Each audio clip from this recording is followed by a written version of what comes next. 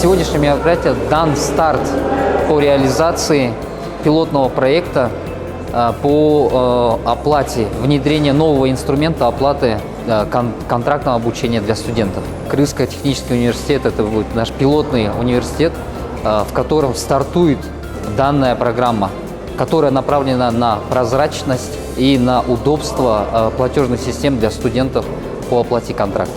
Сегодня состоялась презентация для студентов Кыргызского государственного технического университета о возможностях оплаты посредством QR-кода, различных сервисов за обучение, за общежитие, за экзамены, не приходя в банк, дистанционно через мобильный банкинг РСК-24.